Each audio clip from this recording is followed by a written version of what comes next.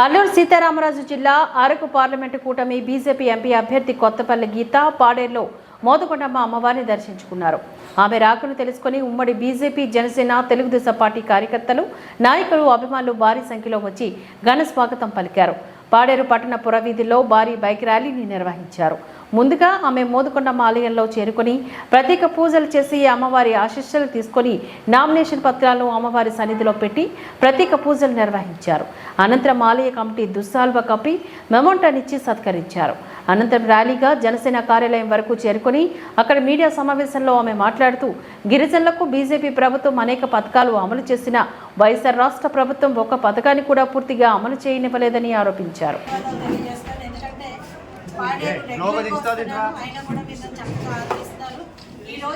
ప్రచారంలో భాగంగా రాలేదు, కానీ అమ్మవారి ఆశీస్సుల కోసం వచ్చాను ఈరోజు. ఎందుకంటే నాకు ప్రతిసారి కూడా అదొక సెంటిమెంట్. అమ్మవారి దగ్గర నేను పాదాల దగ్గర ఫస్ట్ నా నామినేషన్ ఫామ్ అక్కడ పెట్టి తర్వాత నామినేషన్ వేయాలన్నది నా సెంటిమెంట్. సో 2014 లాగే ఇక్కడే కూర్చొని టెంపుల్లో సైన్ చేయడం జరిగింది.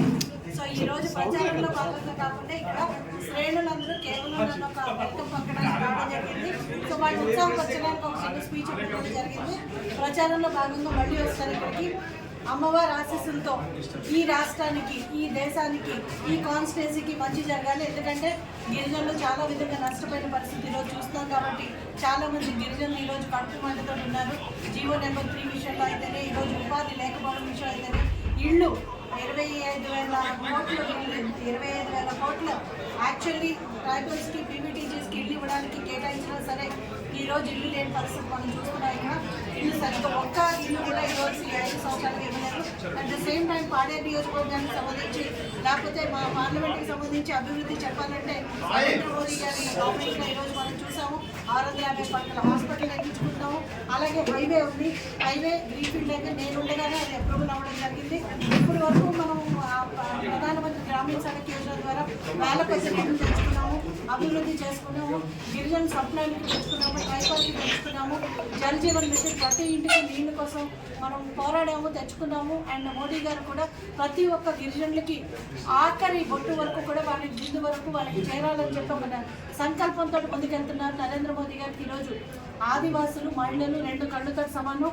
ఆయన ఎంతో కూడా ప్రామినెన్స్ ఇస్తారు. కాబట్టి ఈరోజు అరకు పార్లమెంట్ నుంచి మనం ఈ సీటు గెలిచి బీజేపీకి బహుమతిగా నరేంద్ర మోదీ గారికి బహుమతి ఇస్తే ప్రతి ఒక్కరి జీవితంలో వెలుగు నింపుతారని చెప్పి ఆశిస్తున్నాము. అండ్ ఈ కాన్స్టిట్యున్సీ నుంచే మా గెలుపు మొదలవుతుంది. కాబట్టి ఖచ్చితంగా అమ్మవారి దీవెనలతో మేమందరం ముందుకు వెళ్ళాలని చెప్పి ఈరోజు అమ్మవారికి మొక్కుకోవడం జరిగింది. ఈరోజు ప్రతి ఒక్కరికి కూడా ఈరోజు చాలా అంటే ఎండాకాలం చాలా ఇబ్బందులు పడుతున్నారు శ్రేణులు, కానీ ఈరోజు భగవంతుడు కూడా మాకు చల్లగా చూడడం వల్ల కొంచెం మబ్బుగా ఉండి చక్కటి వాతావరణంలో ఈరోజు ర్యాలీ చేసుకున్నాము.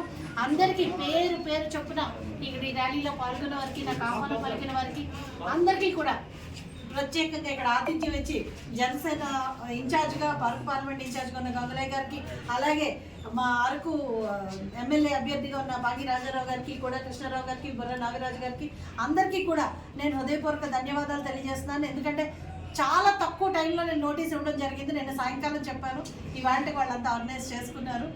చాలా గ్రాండ్ వెల్కమ్ పలికారు. అందరికీ మరొకసారి మీడియా సోదరులందరికీ నా ప్రోగ్రామ్ అంతా కవర్ చేసినందుకు, అలాగే ప్రతిసారి వెన్నుండి ఇక్కడ ఉన్న సమస్యలన్నీ నా దృష్టికి తీసుకొచ్చి ఎట్లా అయితే పరిష్కార దిశగా కృషి